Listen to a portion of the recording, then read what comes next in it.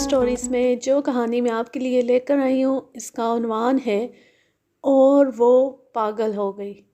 اس کے مصنف ہیں انسپکٹر احمد یار خان۔ رات 10-11 بجے کے درمیان سول ہسپتال سے ایک آدمی آیا۔ مجھے ڈاکٹر نے ہسپتال بلایا تھا۔ اس آدمی نے بتایا کہ زہر خورانی کا ایک کیس ہے۔ میں ہسپتال گیا۔ ڈاکٹر نے بتایا کہ اس کے پاس قصبے کا ایک آدمی لایا گیا ہے جسے اچانک کے آنے لگی اور وہ بہت تلخی محسوس کرتا تھا۔ ڈاکٹر نے اسے دیکھا تو اسے زہر کی علامتیں بڑی صاف نظر آئیں۔ مریض کی حالت بہت بری تھی، نیم غشی کی کیفیت تھی، اس کے منہ سے جھاگ پھوٹ رہی تھی۔ یہ ڈاکٹر نے محفوظ کر لی۔ ہسپتال میں آ کر اس نے جو کی اس کی بھی کچھ مقدار محفوظ کر لی گئی۔ مریض بول نہیں سکتا تھا، اپنے سینے، پیٹ اور گلے پر بے تابی سے ہاتھ پھیرتا تھا۔ اس سے ڈاکٹر نے اندازہ کیا کہ مریض تلخی محسوس کر رہا ہے۔ ڈاکٹر نے مریض کو ایک انجیکشن دیا۔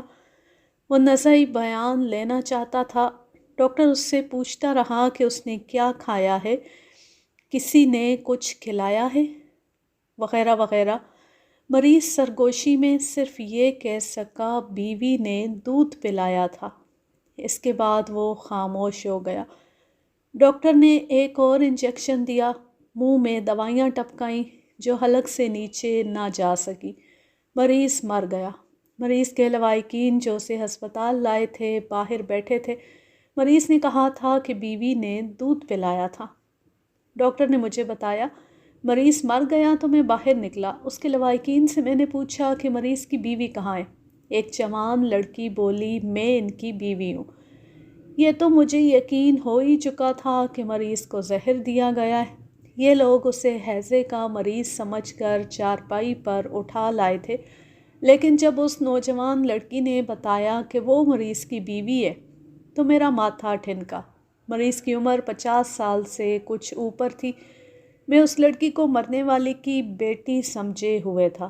آپ جانتے ہیں کہ اتنے بوڑھے آدمی کی اتنی جوان بیوی اگر قتل یا خودکشی کا باعث بنتی ہے، یہ معلوم کرنا آپ کا کام ہے کہ زہر کس نے دیا ہے۔ مجھے اس لڑکی پر شک ہے۔ یہ اس زمانے کا دستور تھا کہ لوگوں میں یا سرکاری اہلکاروں میں فرائض کا احساس تھا۔ ڈاکٹر نے دیکھا کہ مریض دراصل زہر خورانی کا شکار ہوا ہے تو اس نے تھانے اطلاع بھجوا دی۔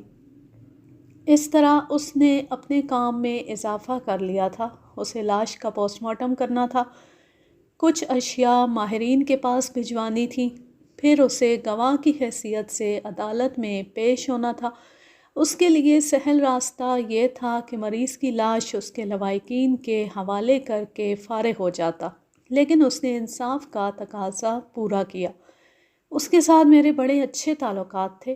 میں تفتیش سے جان چھڑانے کے لیے اسے کہہ سکتا تھا کہ مرنے والے کے کسی رشتہ دار نے شک نہیں کیا، جانے دو، ہمیں کیا مصیبت پڑی ہے کہ کیس درج کریں۔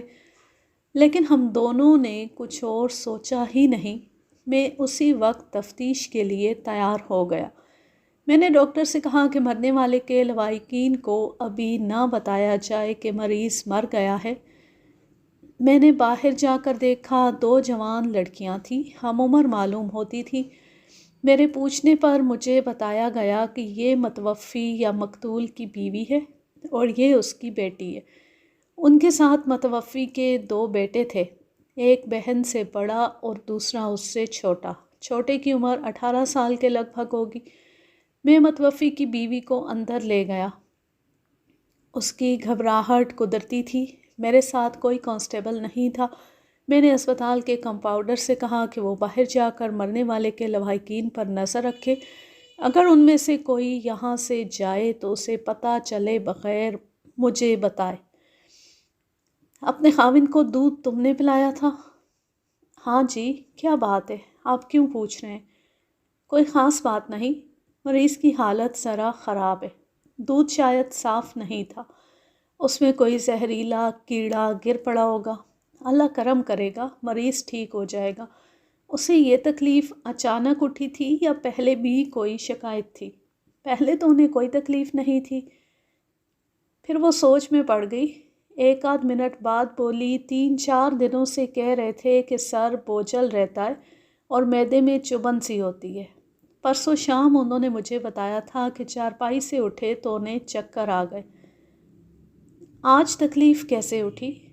یہ رات سونے سے پہلے دودھ پیتے ہیں۔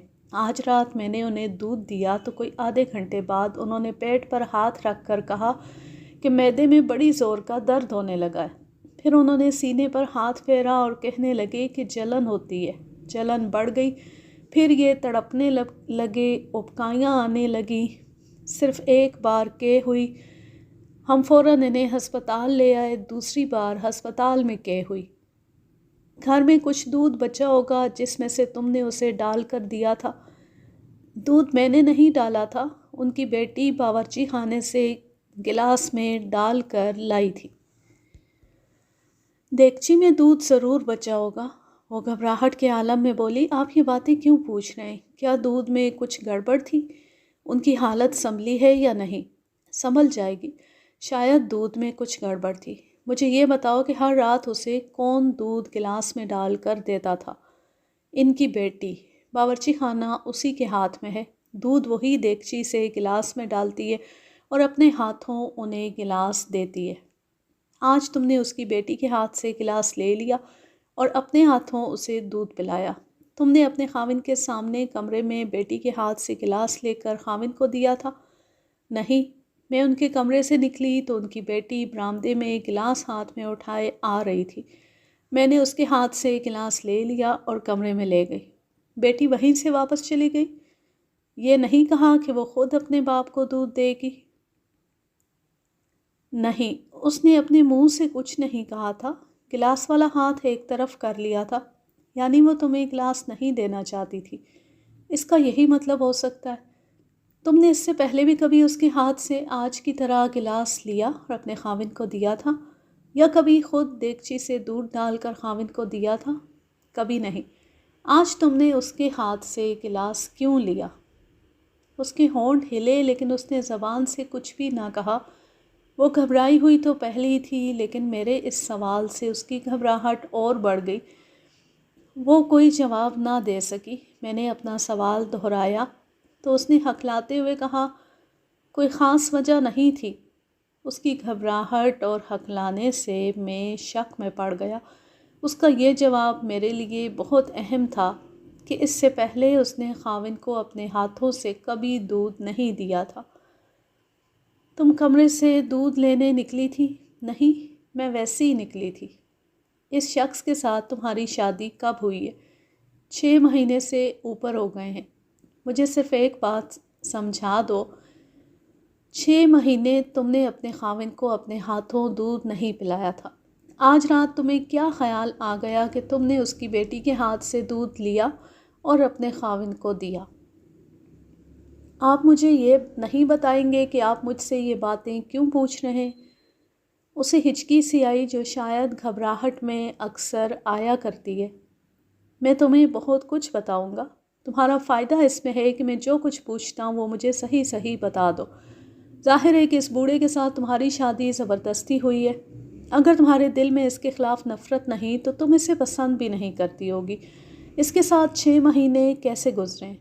لڑکی ادھر ادھر دیکھنے لگی۔ وہ مجھے چالاک نظر نہیں آتی تھی۔ یہ بھی ممکن تھا کہ وہ چالاک ہو اور بھولی بنی ہوئی ہو۔ بہرحال یہ ابتدا تھی۔ مجھے اس کنبے کے ہر ایک فرد سے تعارف حاصل کرنا تھا۔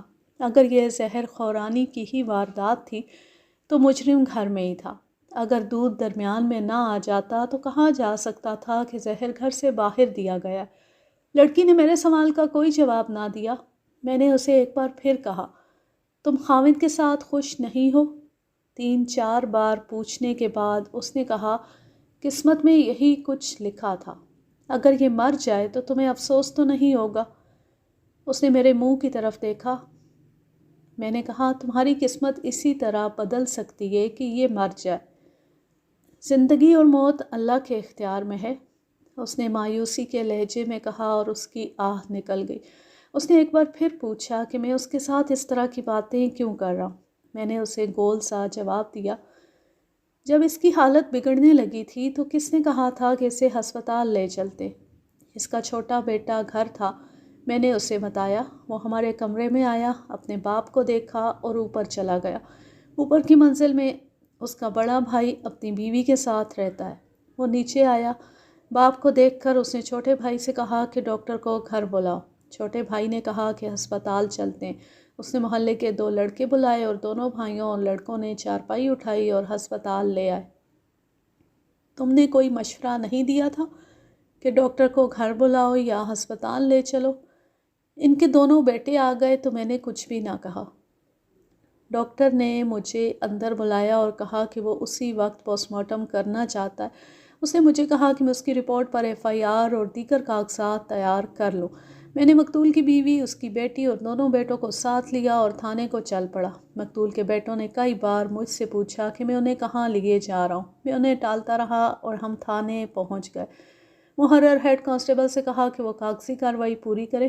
میں نے کانسٹیبل ساتھ لیے، مقتول کے 4 لواحقین کو ساتھ لیا اور ان کے گھر چلا گیا۔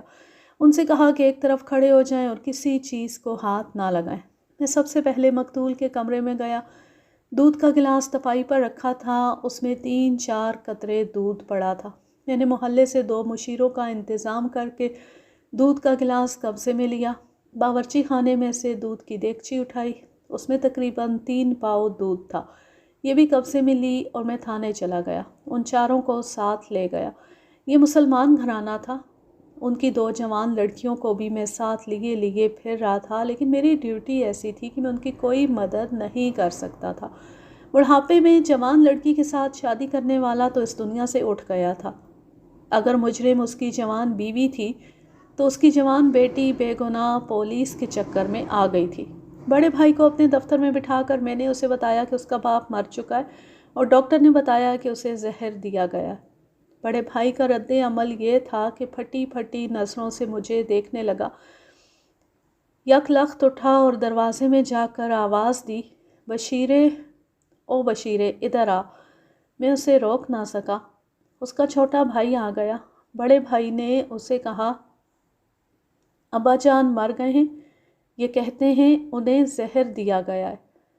چھوٹا بھائی جس کا نام بشیر تھا میرے منہ کو دیکھنے لگا اور آہستہ آہستہ میرے قریب آ کر بولا، کیا یہ سچ ہے جناب؟ 100% سچ ہے۔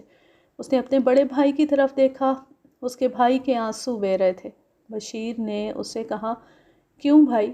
میں نے ابا جان کو دوسری شادی سے روکا نہیں تھا، یہ اسی کا نتیجہ ہے۔ زہر اس لڑکی نے دیا ہے۔ اگر آپ ثابت کر دیں کہ زہر اس حرام زادی نے دیا ہے تو یہ میرے ہاتھوں سے مرے گی۔ میں آپ کو بتا رہا ہوں کہ میرے ہاتھوں مرے گی۔ اس نے مجھ سے مخاطب ہو کر کہا۔ میں نے اسے ٹھنڈا کرنے کی کوشش کی اور کہا کہ زہر اگر اس لڑکی نے دیا ہے تو مجھے اس آدمی کی تلاش ہوگی جس کی خاطر اس نے تمہارے باپ کو زہر دیا۔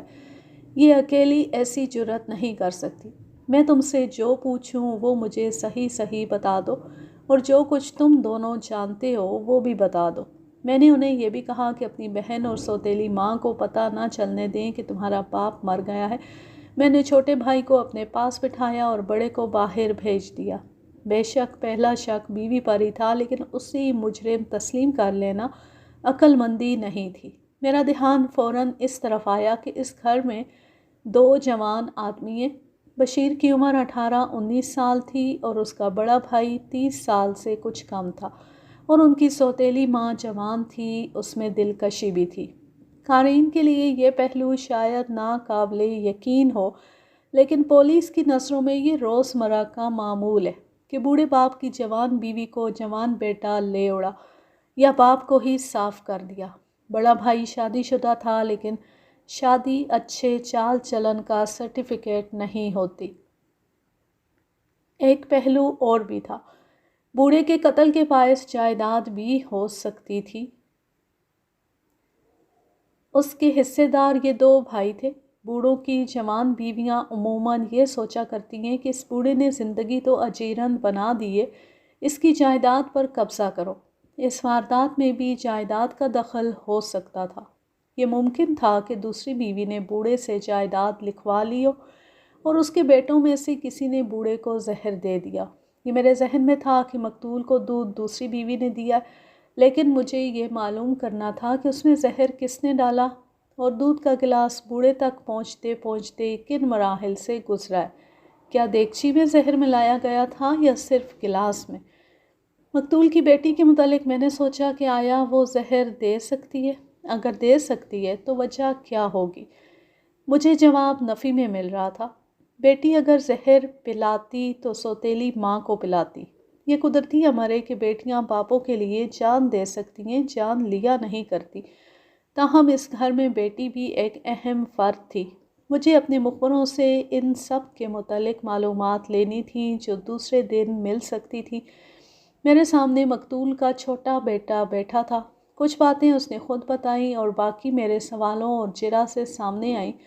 اس کے مطابق اس گھر کے حالات یہ تھے کہ اس کی بہن رشیدہ کی عمر 23 سال ہو گئی تھی، لیکن ابھی تک اس کی شادی نہیں ہوئی تھی۔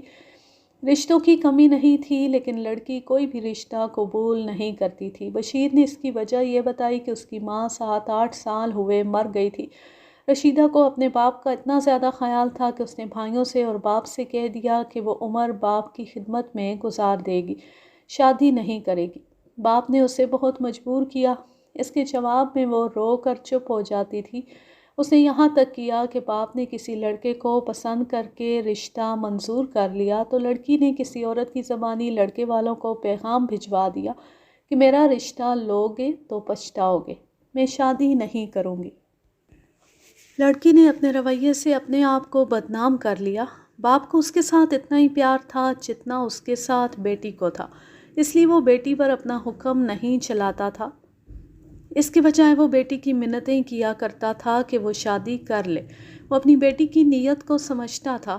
باپ اپنی بیوی کے غم میں تیزی سے بوڑھا ہونے لگا اور بیٹی جوان ہوتی جا رہی تھی۔ باپ کو اس کا غم بھی تھا۔ اس کا ایک علاج موجود تھا، یہ تھا بڑا بھائی۔ اس کی شادی ہو جانے سے گھر میں ایک لڑکی آ جاتی جو ان کے باپ کی خدمت کرتی، مگر بھائی اپنی پسند کی شادی کرنا چاہتا تھا۔ یہ رشتہ باپ کو اس لیے پسند نہیں تھا کہ لڑکی والوں نے صاف کہہ دیا تھا کہ وہ 30,000 حق مہر لکھوائیں گے، جو اس زمانے میں بہت ہی زیادہ رقم تھی۔ اس کے علاوہ لڑکی والوں کا یہ مطالبہ بھی تھا کہ لڑکے کا جائیداد میں سے جو حصہ نکلتا ہے اس میں سے آدھا لڑکی کے نام کیا جائے۔ باپ نے یہ رشتہ ان مطالبات کی وجہ سے منظور نہ کیا، لیکن بھائی کو یہی لڑکی پسند تھی۔ بشیر نے بتایا کہ لڑکی کی ماں بہت چالاک اور فریبی تھی۔ ان حالات میں بھائی کی شادی ملتوی ہوتی رہی۔ ان کی ماں مر چکی تھی، اس لیے رشتے کے سلسلے میں عورتوں کے ساتھ بات چیت کرنے کے لیے گھر میں کوئی عورت نہ رہی۔ ایسے مسئلے ہمارے ہاں عورتیں ہی طے کیا کرتی ہیں۔ رشیدہ اس معاملے میں ناتجربہ کار تھی۔ باپ نے بڑے بیٹے کی منت کی کہ وہ اپنی بہن کی خاطر دوسری جگہ شادی کر لے، مگر بھائی نہ مانا۔ رشیدہ باپ کی خاطر کوئی رشتہ قبول نہیں کر رہی تھی۔ آخر باپ نے بڑے بیٹے کے آگے ہتھیار ڈال دیے، لیکن لڑکی والوں کا ہر ایک مطالبہ نہ مانا۔ برادری کے بزرگوں کو درمیان میں ڈال کر معاملہ یوں طے ہوا کہ حق مہر 30,000 کی بجائے 35,000 لکھ دیں گے، لیکن جائیداد باپ جب چاہے گا بیٹوں میں تقسیم کرے گا۔ پھر بیٹے کی مرضی ہے کہ آدھی جائیداد بیوی کے نام کر دے یا پوری کر دے۔ بڑے بھائی کی شادی ہو گئی۔ میں نے پہلے ہی سوچ لیا تھا کہ اس واردات میں جائیداد کا عمل دخل بھی ہے۔ دولت اور جائیداد میں ایسی لعنت ہے کہ خون کے رشتوں کو دشمن بنا دیتی ہے۔ بشیر سے معلوم ہوا کہ 20 ایکڑ اراضی زیر کاشت ہے جو بٹائی پر دے رکھی ہے۔ شہر میں 2 مکان کرائے پر چڑھے ہوئے ہیں اور یہ ایک 2 منزلہ مکان ہے جس میں یہ خاندان رہتا تھا۔ اس کے حصے دار 2 بیٹے اور 1 بیٹی تھی۔ اب باپ کی نئی دلہن بھی آ گئی تھی۔ وہ ایک بیٹا جن کر دوسرے بیٹوں جتنے حصے کی حقدار ہو سکتی تھی۔ بڑے بھائی نے شادی کی تو باپ نے بیٹی رشیدہ سے کہا کہ اس کی خدمت کرنے کے لیے بہو آ گئی ہے، اس لیے وہ اب کوئی سا بھی رشتہ قبول کر لے جن کے پیغام آ رہے ہیں۔ رشیدہ نے کہا کہ وہ بڑے بھائی کی بیوی کو دیکھ لے کہ اس کے باپ کی خدمت کرتی بھی ہے یا نہیں۔ 1 مہینے میں ہی نظر آ گیا کہ بہو کو صرف اپنے خاوند کے ساتھ دلچسپی ہے اور وہ گھر میں کسی اور کے ساتھ کوئی تعلق نہیں رکھنا چاہتی۔ رشیدہ کا بھائی اس لڑکی کو چاہتا تھا، اس لیے اس کا غلام ہو گیا۔ دوسری وجہ یہ ہوئی کہ لڑکی کی ماں بہت چالاک تھی۔ وہ بڑھاپے میں بھی خوبصورت تھی اور شگفتہ مزاج بھی۔ مردوں کو پھانسنا، انگلیوں پہ نچانا جانتی تھی۔ رشیدہ کا بڑا بھائی اس کا مرید ہو گیا۔ اس کی ساس اکثر ان کے گھر آتی اور بھائی اس کے گھر جاتا رہتا تھا۔ ماں بیٹی کا جادو چل گیا۔ بڑا بھائی پہلے تو یہ کہنے لگا کہ کرائے پر چڑھا ہوا ایک مکان خالی کرا کے اس میں رہے گا۔ باپ نے اسے سمجھایا کہ وہ کرایہ ضائع نہ کرے اور اپنے گھر میں رہے۔ رشیدہ نے بھی اسے کہا کہ باپ کو رشیدہ کی شادی کا غم کھا رہا ہے، اس لیے وہ گھر میں رہے تاکہ اس کی بیوی باپ کی خدمت کرے اور رشیدہ کی شادی ہو جائے۔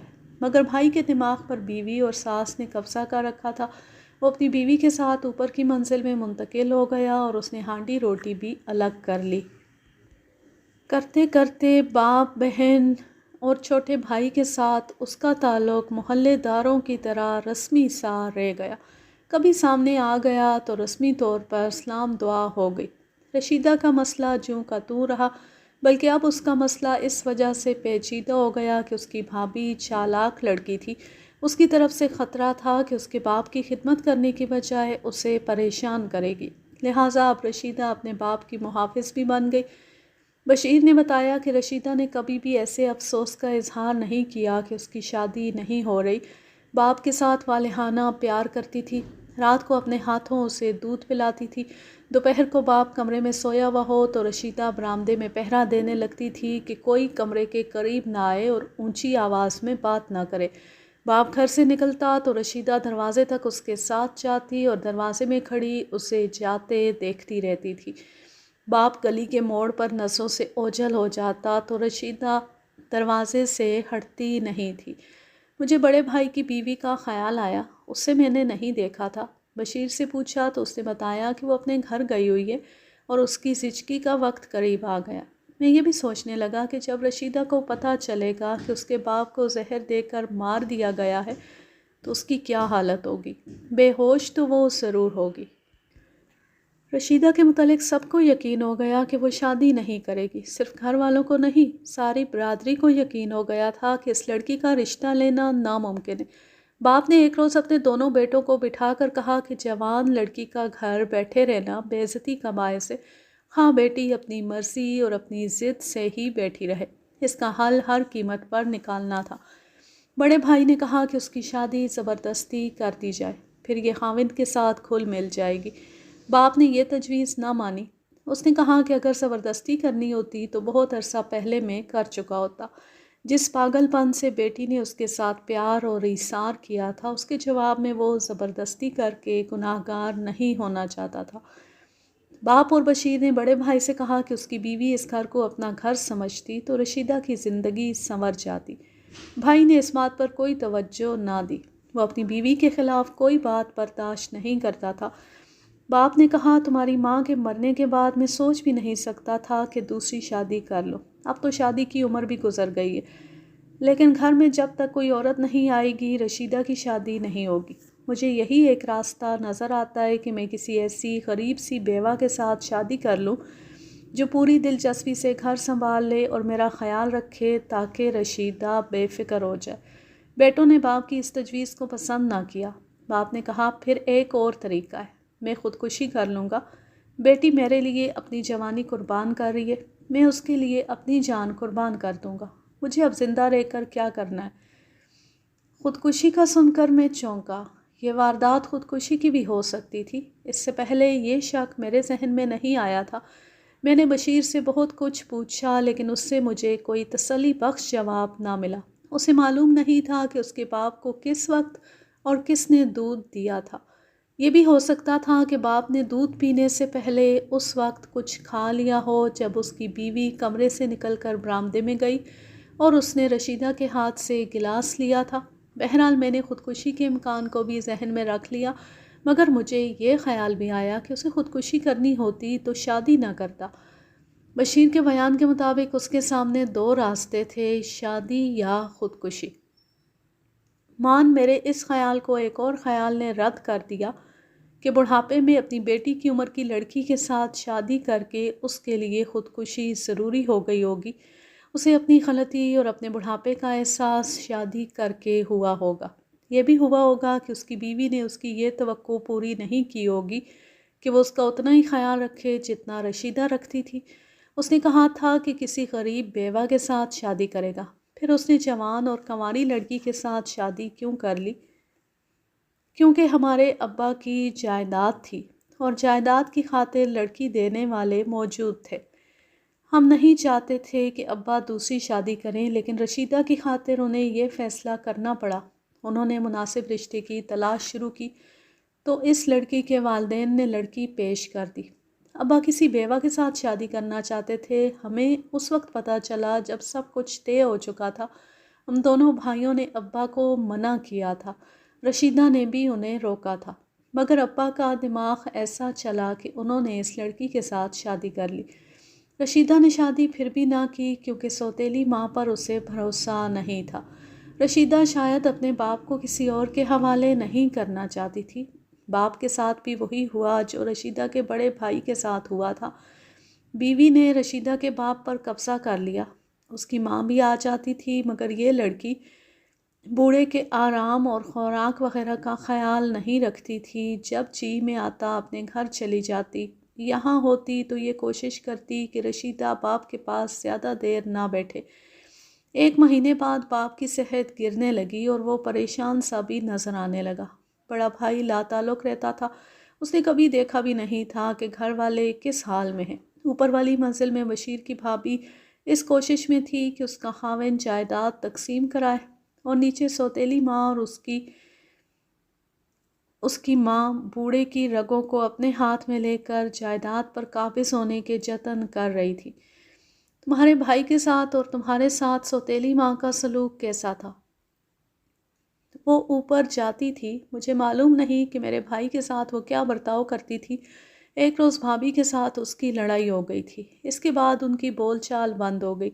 میرے ساتھ شروع دنوں میں وہ کھچی کھچی رہی، 2-3 مہینوں سے اس کا رویہ بدل گیا ہے اور میرے ساتھ وہ دوستانہ بے تکلفی پیدا کرنے کی کوشش کرتی رہتی ہے۔ تم نے بے تکلفی قبول کر لی ہوگی۔ وہ قدرے گھبرایا، پھر فوراً سنبھل گیا۔ اتنی زیادہ نہیں، سمجھ لیں کہ وہ مجھے اچھا سمجھنے لگی اور میرے دل میں اس کے خلاف جو کدورت تھی وہ نکل گئی۔ رات تو بہت ہو چکی تھی، نیند دماغ کو بیکار کر رہی تھی، لیکن بڑے بھائی سے پوچھ گچھ ضروری تھی۔ صحیح معنوں میں تفتیش تو ابھی شروع کرنا تھی۔ جو میرا دماغ جواب دیتا جا رہا تھا، یہ خواہش ابھرتی آ رہی تھی کہ پوسٹ مارٹم اور دودھ کی رپورٹ صاف نکلے اور میں یہ خوشخبری سنوں کہ مرنے والا زہر سے نہیں مرا۔ یہ ہیضے کا بڑا سخت حملہ تھا۔ خدا پولیس والوں کی اس قسم کی دعائیں ذرا کم ہی سنا کرتا ہے۔ میں نے دودھ کا گلاس اور دیگچی بما دودھ ڈاکٹر کو بھیج دی تھی۔ یہ اشیاء اسے کیمیاوی تجزیے کے لیے دلی بھیجنی تھی۔ چھوٹے بھائی کو باہر بھیج کر میں نے بڑے بھائی کو اپنے پاس بلایا۔ اس کے ساتھ ابھی بات شروع ہی کی تھی کہ باہر شور سا سنائی دیا۔ کانسٹیبل جو میرے دروازے کے سامنے کھڑا تھا اس سے پوچھا تو اس نے بتایا کہ لڑکی یعنی رشیدہ بے ہوش ہو گئی ہے۔ میں نے باہر جا کر دیکھا، پتہ چلا کہ بشیر نے باہر جاتی اپنی سوتیلی ماں اور رشیدہ کو بتا دیا کہ اس کا باپ مر گیا ہے۔ اس نے یہ بھی بتا دیا کہ ڈاکٹر نے زہر کا شک کیا ہے اور پولیس تفتیش کر رہی ہے۔ میں نے بشیر سے کہا کہ میرے منع کرنے کے باوجود اس نے انہیں بتا دیا ہے۔ اس نے بھڑک کر کہا، آپ اپنا کام کریں، یہ ہمارے گھر کا معاملہ ہے، اتنی بڑی بات میں ان سے کب تک چھپائے رکھتا۔ میں نے دونوں لڑکیوں کا رد عمل دیکھا۔ بیٹی کے متعلق پتہ چلا کہ بشیر نے اسے یہ خبر سنائی تو اس کی آنکھیں اور منہ کھل گیا۔ وہ آہستہ آہستہ اٹھی اور غش کھا کر گر پڑی۔ وہ ابھی تک بے ہوش تھی۔ اس کی سوتیلی ماں خاموش کھڑی تھی، اس کی آنکھوں میں آنسوؤں کی نمی تک نہیں تھی۔ رشیدہ کو ہوش میں لانے کی کوششیں ہو رہی تھیں۔ میں اس کے بڑے بھائی کو اپنے دفتر میں لے گیا۔ میں نے اسے کہا، یہ بڑھاپے میں جوان لڑکی کے ساتھ شادی کرنے کا نتیجہ ہے۔ پھر میں نے اس بھائی کو برا بھلا کہا کہ وہ اپنی بیوی کو قابو میں رکھتا تو اس کے باپ کو سنبھال لیتی اور اس کی بہن کی شادی ہو جاتی۔ اس نے مجھے جو باتیں بتائیں وہ اس کے چھوٹے بھائی کے بیان کی تصدیق کرتی تھی۔ اپنے بھائی کے متعلق اس نے بتایا کہ یہ لڑکا آوارہ ہو گیا، یاری دوستی میں باپ کا پیسہ تباہ کرتا پھرتا ہے اور کوئی کام نہیں کرتا۔ اس نے بشیر کے متعلق یہاں تک کہہ دیا کہ سوتیلی ماں کے ساتھ اس کی بے تکلفی اچھی معلوم نہیں ہوتی۔ کیا ان کی بے تکلفی کا باپ کو بھی علم تھا؟ میں یقین کے ساتھ نہیں کہہ سکتا، میں ان کاموں میں دخل نہیں دیا کرتا تھا۔ کیا یہ ممکن ہو سکتا ہے کہ تمہارے باپ نے خودکشی کی ہو؟ عین ممکن ہے۔ شادی کرنے کے بعد صاف پتہ چلتا تھا کہ وہ پچھتا رہا ہے۔ اور یہ کہاں تک ممکن ہے کہ تمہاری سوتیلی ماں نے اسے زہر دیا ہو؟ اس لڑکی کے والدین کی نظر ہماری جائیداد پر ہے۔ ہو سکتا ہے میرے ابا نے اس لڑکی کو جواب دے دیا ہو کہ وہ جائیداد کا کوئی حصہ اس کے نام نہیں کرے گا، لیکن جناب یہ لڑکی اتنی دلیر نہیں۔ تم نے باپ سے کبھی اپنا حصہ مانگا تھا؟ پہلے تو کبھی نہیں مانگا تھا۔ ابا نے شادی کی تو میں نے حصہ مانگنا شروع کر دیا تھا۔ میں تم سے ایک نازک سا سوال پوچھنا چاہتا ہوں، برا نہ ماننا۔ اگر تمہارے ابا کو واقعی زہر دیا گیا تو مجھے قاتل کو پکڑنا ہے۔ یہ کام ایسا ہے کہ مجھے بعض ایسی باتیں پوچھنی اور کہنی پڑتی ہیں جو مجھے بھی اچھی نہیں لگتی۔ اپنی بہن کے متعلق تم جو کچھ جانتے ہو بتا دو۔ کسی کو پسند کرتی ہے؟ ضروری نہیں کہ اس کے تعلقات ایسے ویسے ہوں۔ میری بہن گھومنے پھرنے والی لڑکی نہیں، گھر میں پوری دلچسپی لیتی ہے، باپ پر تو جان نثار کرتی تھی۔ دلیر ہے اور اپنی کرنے والی ہے۔ میری بیوی نے مجھے بتایا تھا کہ ہمارے پڑوس میں ایک نوجوان ہے جس کا کچھ نہ کچھ تعلق میری بہن کے ساتھ ضرور ہے۔ میری بیوی نے 3-4 بار دیکھا کہ میری بہن چھت پر گئی تو ادھر لڑکا اپنی چھت پر کھڑا تھا۔ میری بیوی نے ان کے اشارے بھی دیکھے تھے۔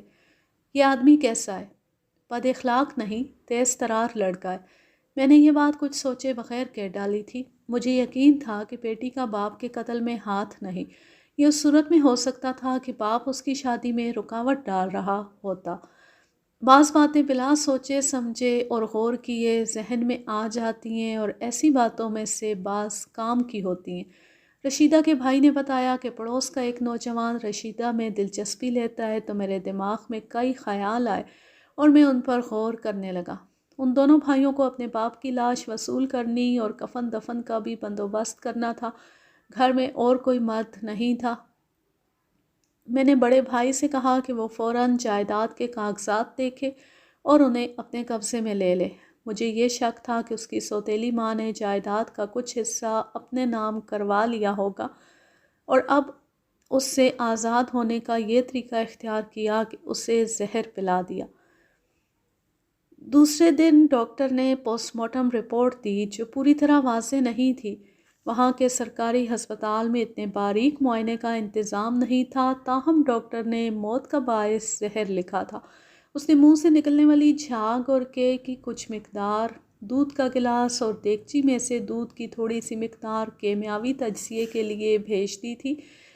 ان اشیاء کے ساتھ مقتول کے معدے اور جگر کا بھی کچھ حصہ کاٹ کر بھیج دیا تھا۔ رپورٹ جلدی سے جلدی تیسرے روز آ سکتی تھی۔ میں ڈاکٹر کی رپورٹ پڑھ کر شک میں پڑ گیا۔ میں ڈاکٹر سے ملا تو وہ بھی گول گول سی بات کر رہا تھا۔ مجھے مقتول کی بیٹی کا بیان لینا تھا، اس سے بہت کچھ پوچھنا تھا، لیکن میں جانتا تھا کہ وہ اتنی جلدی بیان دینے کے قابل نہیں ہو سکے گی۔ مقتول کی بیوی کا بیان ضروری تھا۔ میں نے مخبروں کو سرگرم کر دیا۔ مخبروں نے تقریباً وہی باتیں بتائیں جو بشیر اور اس کا بڑا بھائی بتا چکے تھے۔ بشیر کے متعلق انہوں نے بتایا کہ محلے میں اس کے اور اس کی سوتیلی ماں کے متعلق لوگ مشکوک سی باتیں کرتے ہیں۔ رشیدہ کے متعلق میری ایک مخبر عورت نے بتایا کہ محلے کے ایک آدمی کے ساتھ جو اس کا ہم عمر ہے، اس کا میل جول ہے، جو ہے تو درپردہ لیکن کئی عورتوں کو معلوم ہے۔ یہ بھی پتہ چلا کہ اس آدمی کے لیے بھی رشیدہ کا رشتہ مانگا گیا تھا، لیکن جواب دے دیا گیا تھا۔ مخبر یہاں تک معلومات لے آئے کہ اس کے رشتے کے لیے جو بھی پیغام آتا تھا اسے رشیدہ خود ٹھکراتی تھی۔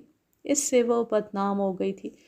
یہ آدمی جس کے متعلق کہا جا رہا تھا کہ اس کا رشیدہ کے ساتھ میل جول ہے، اپنے دوستوں کو بتا چکا تھا کہ وہ رشیدہ کے ساتھ ہی شادی کرے گا اور یہ کہ رشیدہ اسے پسند کرتی ہے۔ یہ آدمی ایسا پروپیگنڈا اس لیے کرتا تھا کہ کسی کو لڑکی کے رشتے کا جواب مل جائے تو وہ اسے اپنی بے عزتی سمجھتا ہے۔ بہرحال یہ خبر میرے لیے اہم نہیں تھی کہ اس لڑکی کے کسی کے ساتھ مراسم ہیں یا نہیں۔ البتہ لڑکی کے چھوٹے بھائی بشیر کے تعلقات اگر اپنی سوتیلی ماں کے ساتھ ہیں تو اس سے مجھے تفتیش میں کچھ فائدہ پہنچ سکتا تھا۔ لیکن مجھ پر ایک بم آ پڑا۔ کیمیاوی تجزیے کی جو رپورٹ آئی اس میں لکھا تھا کہ مقتول زہر سے مرا ہے، لیکن دودھ کا جو نمونہ بھیجا گیا تھا اس میں زہر کی آمیزش نہیں تھی۔ حد یہ کہ دودھ کا گلاس جس میں دودھ کے چند ایک قطرے تھے اور جس کے اندر دودھ اور کچھ بالائی لگی ہوئی تھی وہ بھی صاف نکلا، اس میں بھی زہر کی آمیزش نہیں تھی۔ مقتول کے معدے اور جگر کے ٹکڑے کے اور جھاگ کے نمونے بھی بھیجے گئے تھے۔ ان کے لیبارٹری معائنے سے رپورٹ میں لکھا تھا کہ موت زہر سے واقع ہوئی ہے۔ رپورٹ میں یہ رائے دی گئی تھی کہ زہر اگر دودھ میں نہیں دیا گیا تو 2-4 روز پہلے دیا گیا ہے، جو آہستہ آہستہ اثر کرتا رہا ہے۔ ڈاکٹر نے جب مجھے یہ رپورٹ پڑھ کر سنائی تو میں کچھ دیر احمقوں کی طرح اس کے منہ کو دیکھتا رہا۔ اس نے ہنس کر کہا، اگر آپ یہ رپورٹ لکھ دیں کہ یہ خودکشی کی واردات ہے تو آپ سے کون باز پرس کر سکتا ہے؟ یہ مرنے والے کی بیٹی کے ساتھ زیادتی ہوگی۔ میں پوری تفتیش کر کے رپورٹ لکھوں گا۔ میں نے ڈاکٹر کو تفصیل سے بتایا کہ رشیدہ اپنے باپ کے لیے کیا قربانی دے رہی تھی اور اس معاملے میں وہ دیوانگی کی حد تک جذباتی تھی۔ میرا ذہن 2 حصوں میں بٹ گیا۔ یہ موت خودکشی ہی ہو سکتی تھی، لیکن میں نے مرنے والے کے دونوں بیٹوں اور اس کی بیوی سے جو پوچھ گچھ کی تھی اس سے مجھے کچھ اشارے ملے تھے جن سے شک ہوتا تھا کہ یہ قتل کی واردات ہے۔ مخبروں کی رپورٹیں اس شک کو پختہ کرتی تھیں۔ میں نے آپ کو ان تمام افراد کے بیان، ان پر جرح اور ان کے جواب اور مخبروں کی رپورٹیں اتنی مختصر سنائی ہیں کہ آپ ان میں سے وہ اشارے نہیں پا سکے ہوں گے جو مجھے نظر آئے تھے۔ اس کے علاوہ ہر پولیس افسر کی ایک چھٹی حس ہوتی ہے، اور چونکہ پولیس والوں کا واسطہ ہر قسم کے انسانوں سے پڑتا ہے، اس لیے انسانوں کے سینے کے راز پڑھنے کا تجربہ ہو جاتا ہے۔ میں نے اپنے لیے یہ مشکل پیدا کر لی کہ اس واردات کو خودکشی کہنے کی بجائے اسے 302 کی واردات رہنے دیا اور تفتیش جاری رکھی۔ رشیدہ کے بڑے بھائی سے میں نے کہا تھا کہ وہ جائیداد کے کاغذات دیکھے اور مجھے بھی دکھائے۔ اس نے مجھے کاغذات دکھا دیے۔ یہ ایک لفافے میں بند تھے۔ ان میں سے ایک اور کام کا کاغذ نکلا۔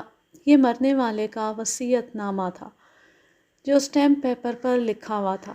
اس میں اس نے لکھا تھا کہ میرے مرنے کے بعد جائیداد کس طرح تقسیم کی جائے۔ مجھے اس کی تفصیل یاد نہیں رہی۔ اس میں دونوں بھائیوں اور رشیدہ کا حصہ برابر تھا اور ان کی سوتیلی ماں کا حصہ بہت ہی تھوڑا لکھا گیا تھا۔ میں نے وصیت نامے پر تاریخ دیکھی۔ یہ اس نے موت سے 3-3.5 مہینے پہلے لکھا تھا۔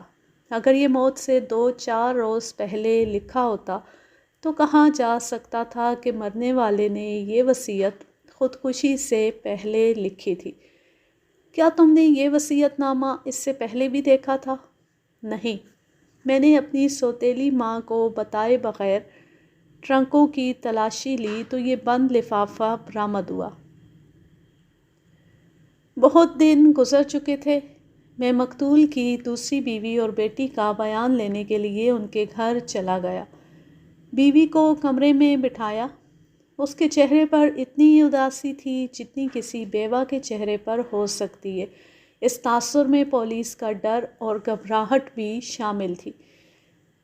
تمہارے خاوند نے جب وصیت نامہ لکھ کر تمہیں دکھایا تھا تو تم نے اسے یہ کیوں نہیں کہا تھا کہ اپنی زندگی میں جائیداد تقسیم کر دو؟ انہوں نے مجھے کوئی وصیت نامہ نہیں دکھایا تھا، اس نے حیران سا ہو کے جواب دیا۔ اس نے تمہیں یہ تو بتایا تھا کہ وہ تمہیں کتنا حصہ دے رہا ہے؟ انہوں نے مجھے کچھ بھی نہیں بتایا تھا۔ تم جب اسے کہا کرتی تھی کہ جائیداد سے تمہیں حصہ دے دے تو وہ کیا جواب دیا کرتا تھا؟ وہ سوچ میں پڑ گئی۔ تم جھوٹ ہی نہ بولتی جاؤ، مجھے ایسی بہت سی باتوں کا علم ہے جو تم سمجھتی ہوگی کہ میں نہیں جانتا۔ کیا تمہاری ماں جائیداد میں سے تمہارے حصے کے لیے اس کے پیچھے نہیں پڑی رہتی تھی؟ تم دونوں نے اسے اپنا قیدی نہیں بنا لیا تھا؟ اس کے آنسو بہنے لگے اور وہ بولی، ایک تو میری ماں کو جائیداد کا لالچ تھا جس سے میں اسے روکتی تھی، اور دوسرے آپ یہ شک کر رہے ہیں کہ میں نے اپنے خاوند کو زہر دیا ہے۔ میرا شک دور کر دو۔ مجھے تمہارے خلاف کوئی دشمنی نہیں۔ میرا شک یہ ہے کہ تم نے اسے زہر دیا ہے، لیکن میرا شک یہ بھی ہے کہ تم نے اسے زہر نہیں دیا۔ مجھے جتنی دلچسپی تمہیں بے گناہ ثابت کرنے میں ہے اتنی دلچسپی تمہیں مجرم ثابت کرنے میں نہیں۔ میری مدد کرو۔ کیا جائیداد کا لالچ صرف تمہاری ماں کو تھا؟ صرف میری ماں کو۔ جائیداد کی خاطر ہی اس نے میرا رشتہ انہیں دیا تھا۔ اب میں آپ کو سچی بات بتاتی ہوں کہ انہوں نے مجھے 3-4 بار کہا تھا کہ تمہاری ماں کو ذرا سی بھی دلچسپی نہیں کہ میری تمہاری آپس میں بنتی ہے یا نہیں، یہ تو چاہتی ہے کہ آدھی جائیداد تمہارے نام کر دوں۔ میں نے انہیں کہا تھا کہ اگر میرے بچے پیدا ہوئے تو انہیں آپ جائیداد کا حصہ ضرور دیں گے۔ میری جائیداد پہلے میرا خاوند دے، پھر بچے۔ مجھے جائیداد کیا کرنی ہے؟ تمہارے دل میں خاوند کی محبت تھی؟ پہلے نہیں تھی۔ کوئی جوان لڑکی اپنی عمر سے دوگنی عمر کے آدمی کے ساتھ شادی نہیں کرنا چاہتی، لیکن شادی کے بعد محبت پیدا ہو گئی۔ انہوں نے مجھے اتنی محبت دی جتنی اپنے باپ سے بھی نہیں ملی تھی۔ ان کی عمر بے شک زیادہ تھی لیکن وہ بوڑھے نہیں تھے۔ میں تو سمجھتا تھا کہ تمہارے دل میں خاوند کے خلاف نفرت ہوگی۔ اگر نفرت تھی تو اپنے باپ کے خلاف تھی۔ اس نے میری حوصلہ افزائی اور ہمدردانہ باتوں سے کھل کر بولنا شروع کر دیا۔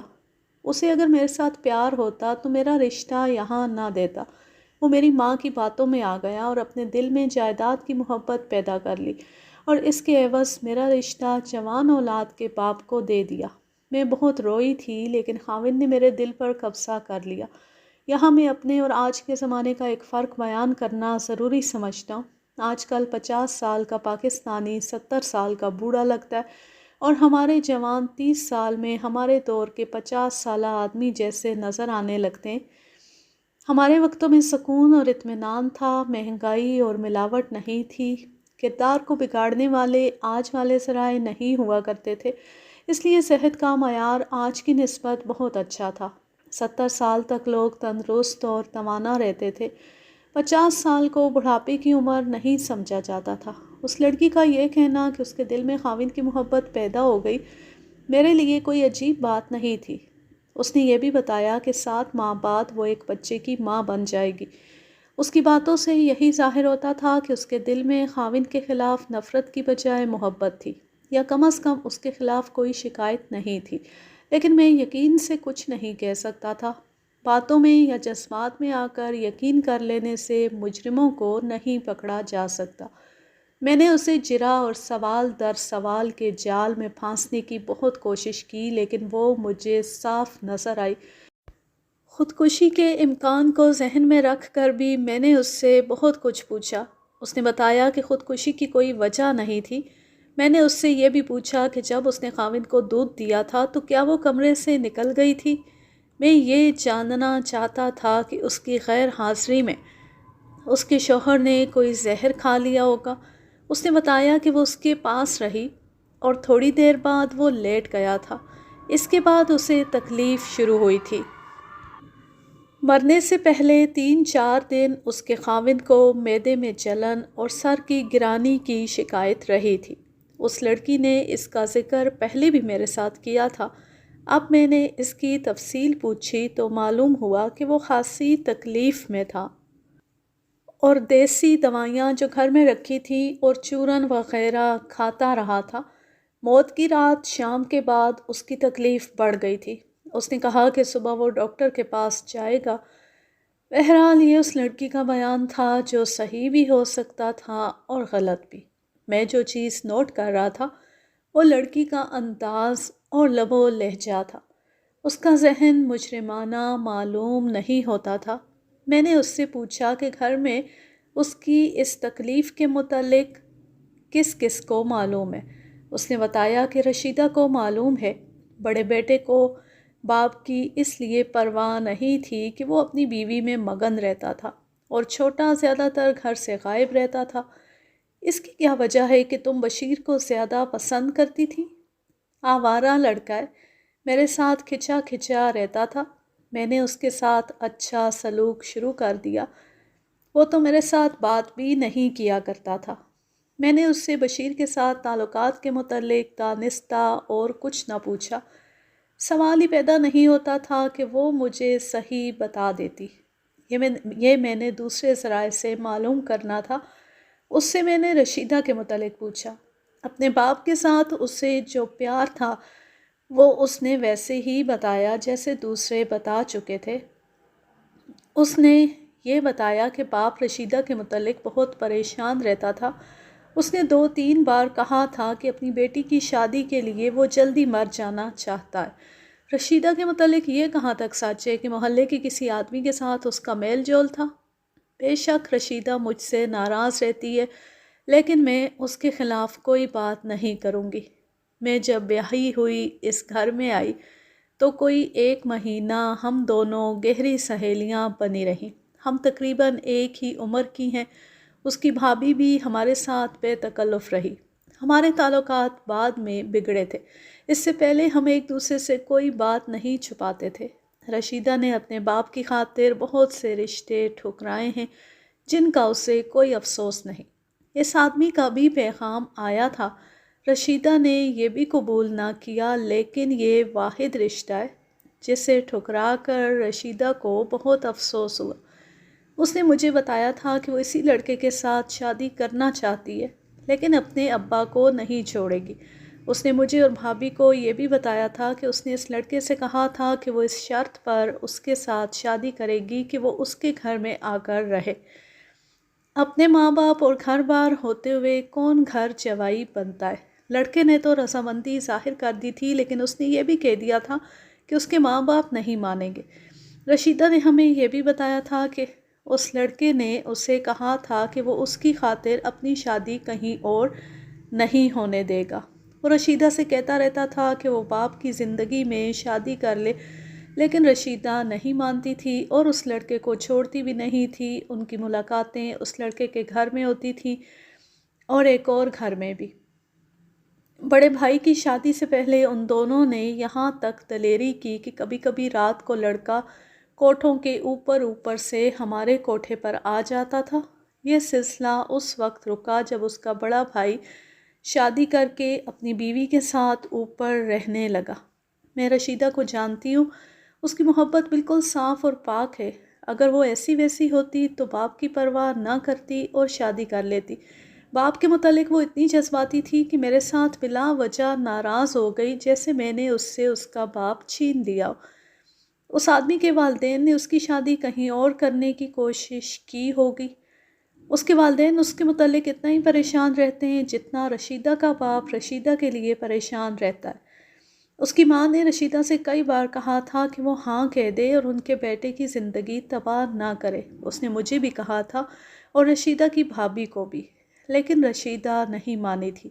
لڑکے کو گھر والوں نے کہیں اور شادی کے لیے مجبور کیا تھا، جس پر 1-2 بار ان کے گھر دنگا فساد بھی ہوا تھا۔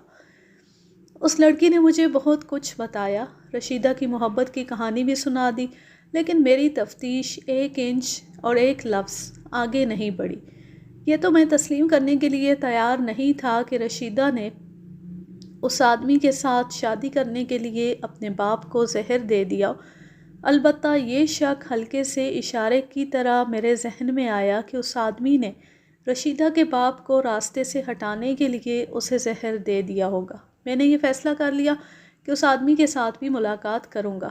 زہر دینا یا کسی اور طریقے سے کسی کو قتل کرنا آسان کام نہیں ہوتا۔ اس کے لیے پتھر دل اور مردہ ضمیر کی ضرورت ہوتی ہے، یا جذبات کی ایسی شدت کہ انسان کا دماغ پاگل پن کی حد تک پہنچ جائے۔ میں نے مقتول کی بیوہ کو باہر بھیج کر رشیدہ کو بلایا۔ اس کی ذہنی حالت بہت بری تھی، آنکھیں سوجی ہوئی تھیں۔ میں نے ہمدردی کا اظہار کیا تو وہ ہچکیاں لینے لگی۔ بہت مشکل سے اسے سنبھالا، مگر وہ بولتی کم تھی، سر کے ہلکے سے اشارے سے ہاں یا نہ کا اظہار کر دیتی تھی۔ رشیدہ، کچھ بتا سکتی ہو تمہارے ابا کو کس نے زہر دیا ہے؟ جس کسی پر شک ہے مجھے بتا دو، میں اسے تمہارے سامنے ہتھکڑی لگاؤں گا اور پھانسی دلاؤں گا۔ پتہ نہیں، میں کچھ نہیں بتا سکتی۔ اور وہ پھر سے رونے لگی۔ ضرورت یہ تھی کہ اس کے جذبات کا ساتھ دیا جاتا، ورنہ اس کی زبان سے کچھ کہلوانا بڑا ہی مشکل نظر آ رہا تھا۔ میں سنبھل کر اس کی جذباتی کیفیت کے مطابق سوال کرتا رہا۔ اس نے اپنی سوتیلی ماں کے خلاف، اس کی ماں کے خلاف اور اپنی بھابھی کے خلاف بہت باتیں کی، لیکن زہر دینے کا الزام کسی پر نہ لگایا۔ میں نے اس سے باپ کے وصیت نامے کے متعلق پوچھا تو اس نے لا علمی کا اظہار کیا۔ اپنے بھائیوں کے متعلق بھی اس نے کوئی اچھی بات نہ کی۔ میں نے اس کے چھوٹے بھائی بشیر کے متعلق پوچھا تو اس نے کہا کہ وہ تو آوارہ ہے۔ باپ کے ساتھ اس کا کبھی لڑائی جھگڑا ہوا تھا؟ نہیں، میرے ابا لڑائی جھگڑا کرنے والے نہیں تھے، بڑے پیارے انسان تھے۔ بشیر کے متعلق انہیں افسوس بہت تھا کہ وہ کام کا نہ نکلا۔ میں نے اس کے ساتھ اتنی باتیں کی اور پوچھی کہ اس کے دل سے پولیس کا ڈر نکل گیا۔ میں گھما پھرا کر بات اس لڑکے پر لے آیا جسے وہ چاہتی تھی۔ وہ آخر پردہ نشین اور کنواری لڑکی تھی۔ جھیپ گئی۔ میں نے اس کی جھیپ دور کر دی۔ اس نے اتنا ہی کہا، ہاں وہ اچھا آدمی ہے، وہ بہت اچھا آدمی ہے جس نے تمہاری خاطر شادی نہیں کی اور اپنے والدین سے جھگڑا بھی کیا، اسے میں بہت اچھا آدمی کہوں گا۔ آپ کو کس نے بتایا کہ اس نے اپنے ماں باپ سے جھگڑا کیا تھا؟ مجھے سب کچھ معلوم ہے، لیکن کسی کو اپنی زندگی کا ساتھی پسند کرنا کوئی جرم نہیں۔ ابا کی وفات کے بعد وہ تمہیں ملا تھا؟ اس کا پیغام ملا تھا۔ مجھے اس کی یہ بات پسند نہیں آئی۔ اس نے کہا ہے کہ اب شادی کی تیاری کرو۔ ابھی ابا کا 40واں بھی نہیں ہوا اور وہ شادی کی تیاری کی باتیں کر رہا ہے۔ تم نے کیا جواب دیا؟ میں نے کوئی جواب نہیں دیا۔ ایسی بے موقع بکواس کا میں کیا جواب دیتی؟ وہ تمہارے ابا کی موت کا انتظار کرتا رہا ہے۔ میں تو اس سے یہ مطلب لوں گا کہ اس کا دماغ بہت چھوٹا ہے، یا تمہیں وہ اتنا زیادہ چاہتا ہے کہ اسے یہ بھی پرواہ نہیں کہ وہ کیا کہہ رہا ہے۔ یہ آپ ٹھیک کہتے ہیں۔ آپ نے دیکھ لیا ہے کہ اس نے میری خاطر کوئی اور رشتہ قبول نہیں کیا اور گھر والوں کے ساتھ لڑائی بھی کی ہے، اسی لیے وہ میرے ساتھ کوئی الٹی سیدھی بات کر دے تو میں برداشت کر لیتی ہوں۔ وہ تو اس سے زیادہ بیہودہ باتیں کیا کرتا ہے۔ اس کے انداز سے مجھے شک ہوتا تھا جیسے وہ اس کی باتیں کر کے سکون یا لطف محسوس کر رہی ہو۔ اس سے مجھے اندازہ ہو رہا تھا کہ ان کی محبت کتنی گہری ہے۔ اسے جب یہ بتایا کہ اس آدمی نے اسے کہا ہے کہ اب شادی کی تیاری کرو تو میں نے ذہن میں دھچکا سا محسوس کیا۔ یہ پولیس کا ذہن تھا۔ میں نے محسوس کیا کہ مجھے اس آدمی کے متعلق کچھ اور معلومات حاصل کرنی چاہیے۔ وہ کس قسم کی بیہودہ باتیں کیا کرتا تھا؟ وہ جھیپ گئی، پھر کہنے لگی، نہیں، میرا مطلب کسی اور بیہودہ بات سے نہیں تھا۔ مجھ پر یہ زور دیا کرتا تھا کہ میں اس کے ساتھ ابا کی زندگی میں ہی شادی کر لوں۔ میں نہیں مانتی تھی۔ پہلے میں نے اس کے ساتھ وعدہ کیا کہ میرے بڑے بھائی کی شادی ہو جائے تو میں 1 مہینے بعد اس کے ساتھ شادی کر لوں گی، مگر میری وہ توقع پوری نہ ہوئی جس پر میں نے اس کے ساتھ وعدہ کیا تھا۔ بڑے بھائی کی شادی ہوئی تو اس کی بیوی نے اسے ہم سے الگ کر لیا۔ ابا نے دوسری شادی کی تو بھی میں نے اس کے ساتھ شادی کا وعدہ کیا، مگر میری یہ امید بھی پوری نہ ہوئی۔ ابا کی جس طرح میں خدمت کرتی تھی اس طرح میری سوتیلی ماں نے نہ کی۔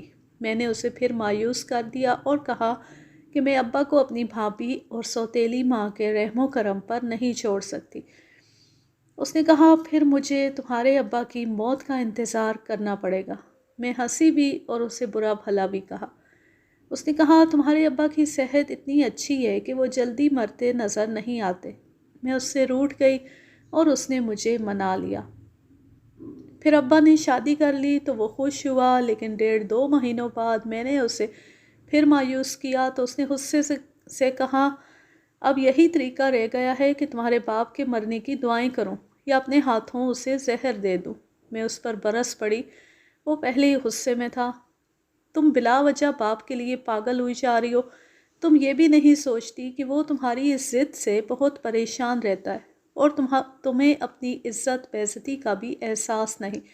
تم نے اپنی زبان سے رشتے ٹھکرائے ہیں، اس لیے لوگ تمہیں بدنام کر رہے ہیں۔ میں نے اس کی باتوں پر دھیان نہ دیا اور اسے کہا کہ آئندہ اسے نہیں ملوں گی۔ میں کوئی 1 مہینہ اسے نہ ملی۔ ایک روز دروازے پر دستک ہوئی۔ میں نے دروازہ کھولا تو وہ کھڑا تھا۔ اس نے بلند آواز سے میرے چھوٹے بھائی کے متعلق پوچھا تاکہ کوئی سنے تو یہی سمجھے کہ وہ میرے بھائی سے ملنے آیا ہے۔ اس نے آہستہ سے کہا، ناراضگی معاف کر دو، آج آنا۔ وہ چلا گیا۔ میں اس سے ملی۔ وہ بہت پریشان تھا۔ اس نے مجھ سے معافی مانگی۔ میرے دل میں اس کی محبت تھی، میں مان گئی۔ اس نے پھر مجھے قائل کرنے کی کوشش شروع کر دی کہ میں ابا کی موجودگی میں شادی کر لوں۔ اس کے ساتھ ہی اس نے مجھے بتایا کہ اپنے باپ کے ساتھ اس کی بہت جھک جھک ہوئی ہے۔ ماں نے بھی اسے برا بھلا کہا ہے۔ باپ نے اسے یہاں تک کہہ دیا کہ وہ اسے جائیداد سے محروم کر دے گا اور گھر سے نکال دے گا۔ اس کی ماں نے میرے خلاف اس قسم کی باتیں کی کہ یہ بدچلن لڑکی ہے، اس کے تعلقات جانے کس کس کے ساتھ ہیں، اسی لیے یہ شادی نہیں کرتی۔ یہ ساری باتیں مجھے سنا کر اس نے کہا، یا مجھے خودکشی کر لینی چاہیے یا تمہارے باپ کو۔ میں نے اس کے جواب میں ناراضگی کا اظہار نہ کیا کیونکہ وہ بہت ہی پریشان تھا۔ میں اس کی اتنی پریشانی برداشت نہیں کر سکتی تھی۔ آپ نہیں جانتے وہ مجھے کتنا اچھا لگتا ہے۔ آپ سوچتے ہوں گے کہ یہ لڑکی واقعی بدچلن ہے جو اتنی دلیری اور بے حیائی سے باتیں کرتی ہے، لیکن میں خدا کے سامنے شرمسار نہیں، کیونکہ میرا دل اور میری نیت بالکل صاف ہے اور میں 5 وقت کی نمازی ہوں۔ میں نے تنگ آ کر اسے کہہ دیا کہ وہ اپنے ماں باپ کو ناراض نہ کرے اور ان کی مرضی کے مطابق شادی کر لے۔ وہ میرے منہ سے یہ بات نہیں سننا چاہتا تھا، اس کا مزاج پہلے ہی گرم اور اکھڑا ہوا تھا۔ میری یہ بات سن کر اور زیادہ گرم ہو گیا۔ اس نے مجھے بھی بڑی سخت باتیں کہہ دی۔ اس نے یہ بھی کہا، باپ نے مجھے گھر سے چلے جانے کو کہا تو میں تمہیں گھر سے اٹھا کر لے جاؤں گا۔ وہ غصے میں کچھ نہ کچھ کہتا رہا۔ میں نے اسے کہا، مجھے چاہنے والے اور میرے ساتھ شادی کرنے والے کئی مل جائیں گے، باپ اور نہیں ملے گا۔ میرے آنسو بہنے لگے اور میں آ گئی۔ یہ کب کی بات ہے؟ ابا کی وفات سے کوئی 1 مہینہ پہلے کی۔ اگر میں یہ کہوں کہ تمہارے ابا کو اسی نے زہر دیا ہے تو تم کیا کہو گی؟ میں نہیں مانوں گی۔ کیوں؟ اس میں اتنی جرأت نہیں؟ جرأت؟ وہ بہت دلیر اور نڈر ہے۔ وہ تو اپنے باپ کو قتل کرنے سے نہ ڈرے۔ شاید یہی وجہ ہے کہ میں اسے دل سے پسند کرتی ہوں۔ میرے ابا کی طرح وہ پکا مرد ہے۔ میں نے مزید قریدہ اور ایسے اشارے ملے جو میرے ذہن میں شک پیدا کرتے گئے۔ رات خاصی گزر گئی تھی۔ میں تھانے چلا گیا۔ دوسرے دن اپنے ہیڈ کانسٹیبل کو اس آدمی کی دکان کا پتہ بتا کر کہا کہ اسے تھانے بلا لائے۔ ہیڈ کانسٹیبل چلا گیا۔ یہ کوئی بڑا شہر نہیں تھا کہ واپس آتے اتنی دیر ہو جاتی۔ پیدل 10 منٹ کا راستہ تھا، مگر ہیڈ کانسٹیبل 1.5 گھنٹے بعد آیا۔ اس کے پیچھے جلوس چلا آ رہا تھا اور اس نے ایک خوبصورت جوان کو بازو سے پکڑ رکھا تھا۔ یہ جوان ہانپ رہا تھا اور بہت ڈرا ہوا تھا۔ جلوس تھانے کے احاطے کے باہر رک گیا۔ ہیڈ کانسٹیبل اور اس جوان کے ساتھ 3 آدمی آئے۔ میں برآمدے میں کھڑا تھا۔ ان 3 آدمیوں میں ایک اس جوان کا باپ، ایک چچا اور ایک کوئی اور تھا۔ یہ وہی جوان تھا جسے رشیدہ چاہتی تھی۔ یہ تو فرار ہو گیا تھا۔ ہیڈ کانسٹیبل نے کہا، اس بے گناہ کو آپ نے تھانے کیوں بلایا ہے؟ اس کے باپ نے کہا۔ دوسرے 2 آدمیوں نے بھی اسی طرح کی کوئی بات کی۔ آپ لوگوں کو یہ کس نے کہا ہے کہ میں نے اسے مجرم سمجھ کر تھانے بلایا؟ اس سے 2-4 باتیں پوچھنی ہیں، پھر یہ گھر چلا جائے گا۔ تم تو سنا تھا بہت دلیر اور پکے مرد ہو، بھاگے کیوں تھے؟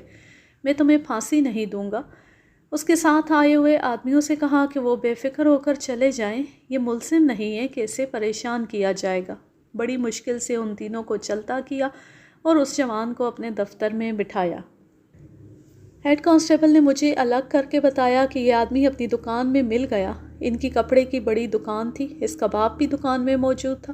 ہیڈ کانسٹیبل نے اس سے پوچھا کہ افضل تمہارا نام ہے؟ اس کا رنگ اڑ گیا اور اس نے کوئی جواب نہ دیا۔ اس کے باپ نے پوچھا کہ کیا بات ہے؟ ہیڈ کانسٹیبل نے بتایا کہ اسے زہر خورانی کی واردات کی تفتیش کے لیے تھانے لے جانا ہے۔ افضل کانپنے لگا اور اس کا رنگ پیلا پڑ گیا۔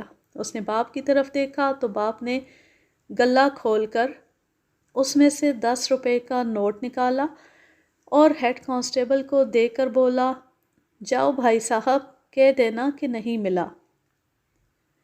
ہیڈ کانسٹیبل نے کہا کہ اسے تھانے دار صاحب بلا رہے ہیں، 1-2 باتیں پوچھ کر واپس بھیج دیں گے، مگر لڑکا اٹھتا نہیں تھا۔ ہیڈ کانسٹیبل نے کہا کہ یہ شرافت سے نہیں جائے گا تو اسے دوسرے طریقے سے لے جایا جائے گا۔ بڑی مشکل سے یہ اٹھا اور ساتھ چل پڑا۔ کچھ دور آئے تو ایک گلی اس بڑی گلی سے ملتی تھی۔ افضل اچانک دوڑ پڑا اور اس گلی میں چلا گیا۔ ہیڈ کانسٹیبل اس کے پیچھے دوڑا۔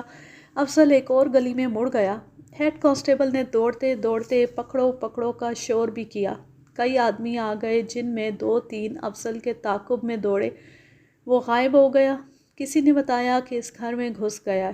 گھر کی عورتوں نے پریشانی کے عالم میں بتایا کہ وہ دوڑتا اندر آیا اور سیڑھیوں سے کوٹھے پر چڑھ گیا۔ اوپر گئے تو پتہ چلا کہ چھتوں کے اوپر سے کسی اور گھر میں جا اترا ہے۔ فرار اور تعاقب کا اچھا خاصا ڈرامہ بن گیا۔ چند ایک ہندوؤں نے ہیڈ کانسٹیبل کا ساتھ دیا۔ افضل کسی اور گلی میں جا نکلا، ادھر سے کسی نے شور کیا، ہیڈ کانسٹیبل ادھر گیا، افضل ادھر ادھر چھپتا رہا، آخر پکڑا گیا۔ تماشائیوں کا ہجوم ان کے پیچھے پیچھے چل پڑا۔ بھاگے کیوں تھے؟ خدا کی قسم میرا مقتول کے ساتھ کوئی تعلق نہیں تھا، اس نے ہکلائی ہوئی زبان سے کہا۔ میری اس کے ساتھ کوئی دشمنی نہیں تھی۔ اس کے منہ سے ایک ایک لفظ بڑی مشکل سے نکلتا تھا۔ میں پوچھ رہا ہوں تم بھاگے کیوں تھے؟ آپ مجھ پر پتہ نہیں کیوں شک کر رہے ہیں۔ میں نے ابھی تک کسی شک کا اظہار نہیں کیا۔ رشیدہ تو کہتی تھی کہ تم بڑے دلیر مرد ہو، تم تو کچھ بھی نہیں۔ اگر آپ کو مجھ پر کوئی شک نہیں تو مجھے یہاں کیوں بلایا ہے؟ مجھے شک نہیں، یقین ہے۔ تم نے مجھے یقین دلا دیا ہے کہ تم ہی مجرم ہو۔ وہ تھر تھر کانپنے لگا۔ مجھے یاد نہیں کہ اس کے منہ سے کیسی کیسی آوازیں اور کیسے کیسے الفاظ نکلے۔ میری جگہ اگر کوئی اناڑی شہری ہوتا تو وہ بھی اس کے انداز اور اس کی حالت سے یہی رائے دیتا کہ یہ مجرم ہے اور اقبال جرم اس کے چہرے پر لکھا ہے۔ پولیس اور تھانے کے خوف سے کسی کی یہ حالت نہیں ہوا کرتی۔ اس کا فرار اس کے خلاف قابل یقین شہادت تھی۔ میں نہیں چاہتا تھا کہ وہ دم لے لے۔ میں نے گرم لوہے پر چوٹیں مارنی شروع کر دی۔ آپ مجھے جانے دیں، اس نے منت کے لہجے میں کہا۔ آپ جو حکم کریں گے پیش کروں گا۔ میں آپ کو 2 گھوڑا بوسکی کا آدھا تھان دوں گا۔ 2 گھوڑا بوسکی اس دور کا بہترین اور سب سے مہنگا کپڑا ہوا کرتا تھا جو صرف امیر کبیر گھرانوں میں پہنا جاتا تھا۔ اس کپڑے کا آدھا تھان بہت بڑی رشوت تھی۔ تم مجھے نقد اور بوسکی کیوں دو گے؟ حوصلہ کرو یار، اتنا نقصان کیوں اٹھا رہے ہو؟ میں جو پوچھوں گا وہ سچ سچ بتا دینا۔ ابھی بتاؤ گے یا رات کو؟ اس نے کوئی جواب نہ دیا۔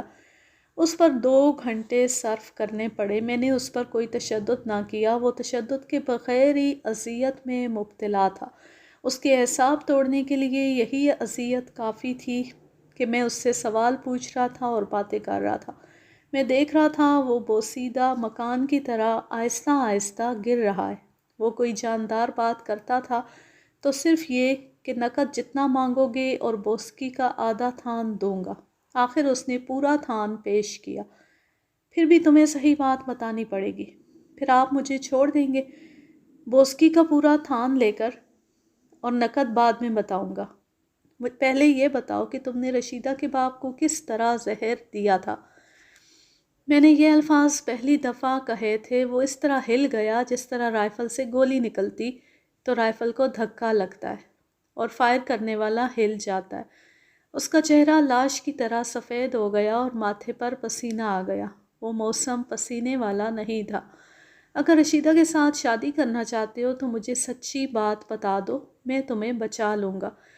مجھے سب کچھ معلوم ہے، اسی لیے تمہیں پکڑا ہے۔ اگر منہ سے نہیں بولو گے تو پھانسی پاؤ گے۔ اور وہ بول پڑا۔ اسے بولنا ہی تھا، وہ عادی قاتل تو نہیں تھا۔ جذبات کے غلبے نے اس سے جرم کرایا تھا۔ یہ نشہ بہت جلد اتر جایا کرتا ہے۔ وہ واقعی دلیر تھا جس نے ایک انسان کی جان لے لی تھی، لیکن اس کے بعد اس کی دلیری اس طرح ختم ہو گئی جس طرح ایسے ہر مجرم کی ختم ہو جایا کرتی ہے۔ میں نے اسی طرح اس کے دل اور اعصاب کو باتوں سے سکون پہنچانا شروع کر دیا، جس طرح اس مرحلے میں ہر تھانے دار ملزم کو پہنچایا کرتا ہے۔ اس نے گہرا سانس لے کر کہا، میرے پاس یہی ایک طریقہ رہ گیا تھا۔ تمہاری جگہ میں ہوتا تو میں بھی یہی طریقہ اختیار کرتا۔ رشیدہ جیسی خوبصورت لڑکی کے لیے میں تو 2 آدمیوں کو زہر پلا دیتا۔ تم خوش قسمت ہو کہ یہ لڑکی تم پر مرتی ہے۔ میری ایسی باتیں تھیں جن کی مدد سے اس کی زبان رواں ہو گئی۔ وہ تھوڑی تھوڑی دیر بعد کہتا، آپ مجھے چھوڑ دیں گے نا؟ اور میں کہتا، بوسکی کا تھان لے کر۔ رشیدہ کا بیان آپ کو سنا چکا ہوں، اس سے آپ نے اندازہ کر لیا ہوگا کہ اس کی اور رشیدہ کی محبت کتنی گہری تھی۔ اس نے اس محبت کو تفصیل سے بیان کیا، پھر ماں باپ کے ساتھ جو لڑائی جھگڑے ہوئے وہ بیان کیے۔ اس کا ایک چچا اور 2 ماموں بھی اس کے خلاف تھے۔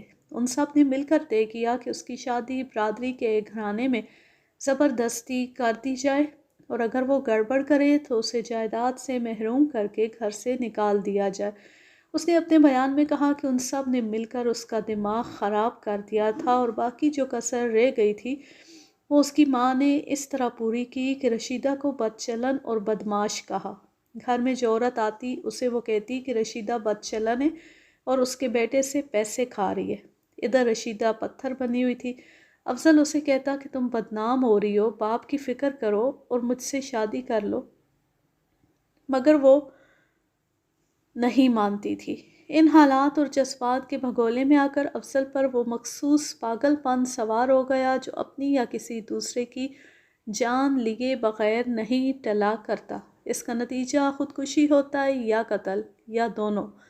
اس نے جب ایک حکیم سے ایک بلی کو مارنے کے لیے زہر لیا جو اس کے کبوتروں کو تنگ کرتی تھی، اس وقت وہ فیصلہ نہیں کر سکا تھا کہ یہ زہر خود کھائے یا رشیدہ کے باپ کو کھلائے۔ اس کے گھر ایک بھی کبوتر نہیں تھا، نہ کسی بلی کو مارنے کی ضرورت تھی۔ حکیم نے اسے 4 آنے کا زہر دے کر کہا، یہ صرف چوہے اور بلی کو فوراً مار سکتا ہے، میں زیادہ تیز چیز نہیں دے سکتا۔ اس نے زہر کی پڑیا جیب میں رکھ لی۔ جب کسی کی موت آتی ہے تو وہ اپنے آپ اس کے استقبال کو آگے ہو جاتا ہے۔ افضل نے رات کو فیصلہ کیا کہ رشیدہ کے ساتھ آخری ملاقات کر کے اسے کہے گا کہ اس نے اس کے ساتھ شادی نہ کی تو وہ خودکشی کر لے گا، مگر اس سے پہلے اس کی ملاقات رشیدہ کے باپ سے ہو گئی۔ یہ بدقسمت انسان افضل کی دکان کے سامنے سے گزرا۔ افضل دکان میں اکیلا تھا۔ رشیدہ کے باپ نے رک کر اسے سلام کیا۔ افضل اٹھ کر اسے ملا اور دکان میں لے گیا۔ اسی وقت افضل کا نوکر اس کے لیے گھر سے کھانا لے کر پہنچ گیا۔ کھانے کے ساتھ لسی بھی تھی۔ میں نے رشیدہ کے باپ کو دیکھا تو میرے دل میں یہ بات چاقو کی طرح اتر گئی کہ اس شخص کو رشیدہ نے اپنے اور میرے درمیان دیوار کی طرح کھڑا کر رکھا ہے۔ اس میں اس شخص کا قصور نہیں تھا، لیکن جب تک یہ زندہ تھا ہم ایک دوسرے کے نہیں ہو سکتے تھے۔ زہر میری جیب میں تھا اور گھر سے دہی کی میٹھی لسی آ گئی تھی۔ نوکر نے روزمرہ کی طرح کھانا دکان کے پچھلے کمرے میں رکھا اور چلا گیا۔ افضل کو ایک سہولت یہ بھی ملی کہ اس کا باپ دکان میں نہیں تھا۔ افضل نے رشیدہ کے باپ کے ساتھ بڑے احترام اور برخورداری سے باتیں کی اور اس کی خاطر تواضع کے لیے لسی کا گلاس لینے اندر چلا گیا۔ زہر کی پڑیا لسی میں ڈالی اور کسی چیز سے زہر لسی میں ہلا ہلا کر ملا دیا۔ رشیدہ کے باپ نے لسی پینے سے بہت انکار کیا اور کہا، بیٹا یہ تمہارے لیے آئی ہے، میں نہیں پیوں گا، مگر افضل کے اصرار اور موت نے اسے لسی پلا دی۔ لسی گاڑھی اور میٹھی تھی اور زہر پھیکا تھا۔ بعد میں حکیم کی گواہی لیتے معلوم ہوا تھا کہ یہ زہر کڑوا یا ترش نہیں تھا۔ میں نے حکیم کو بتایا تھا کہ مقتول موت سے 3-4 دن پہلے سر میں گرانی اور معدے میں جلن محسوس کرتا رہا اور اس کی صحت ان 3-4 دنوں میں بہت گر گئی تھی۔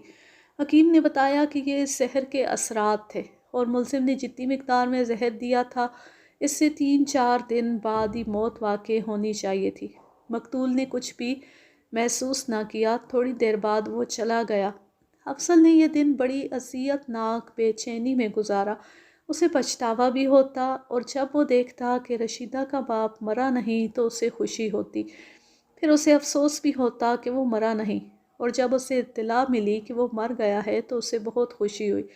وہ اس لیے بھی خوش تھا کہ وہ مر گیا ہے اور اس لیے بھی کہ وہ اس کے دیے ہوئے زہر سے نہیں مرا، مگر اسے دوسرے دن پتہ چل گیا کہ وہ زہر سے مرا ہے۔ اس خبر سے افضل کا سکون اور چین ختم ہو گیا۔ اسے ہر طرف پولیس اور پھانسی کا رسہ نظر آنے لگا۔ یہ قدرتی رد عمل تھا۔ گناہ بول رہا تھا اور ضمیر انتقام پر اتر آیا تھا۔ اسی ذہنی کیفیت میں ہیڈ کانسٹیبل نے اسے جا کر کہا کہ میرے ساتھ تھانے چلو۔ افضل کی دلیری اور مردانگی ختم ہو گئی۔ قتل جیسے بھیانک جرم نے اس کی عقل مار دی تھی۔ اس نے فرار ہو کر ثابت کر دیا کہ وہ مجرم ہے۔ میں نے دفعہ 146 کے تحت مجسٹریٹ سے اس کا اقوالی بیان ریکارڈ کرا لیا۔ وہ سیشن کورٹ میں جا کر اس بیان سے منحرف ہو گیا، مگر ایک چیخ تھی اور ایک کہکا جو یہ کہانی سناتے بھی مجھے سنائی دے رہا ہے۔ سیشن کورٹ میں کیس کی سماعت ہو رہی تھی۔ رشیدہ اپنے بھائیوں اور سوتیلی ماں کے ساتھ گواہ کی حیثیت سے کورٹ کے باہر کھڑی تھی۔ میں ان کے قریب کھڑا تھا۔ رشیدہ پر خاموشی طاری رہتی تھی۔ کھڑے کھڑے رشیدہ نے برقع اتار ڈالا اور اتنی زور سے چیخ ماری کہ دل دہل گئے۔ پھر اس نے چیخوں کی طرح کہکا لگایا اور بھرکا پھینک کر دوڑ پڑی۔ وہ پاگل ہو گئی تھی۔ سیشن کورٹ نے افضل کو عمر قید دی تھی، لیکن ہائی کورٹ نے اسے اپیل میں شک کا فائدہ دے کر بری کر دیا۔ یوں یہ کہانی اپنے اختتام کو پہنچی۔ اب میں لیتی ہوں آپ سے اجازت۔ جہاں رہیں خوش رہیں، شاد و آباد رہیں، ہنستے مسکراتے رہیں۔ اللہ حافظ، اللہ نگہبان۔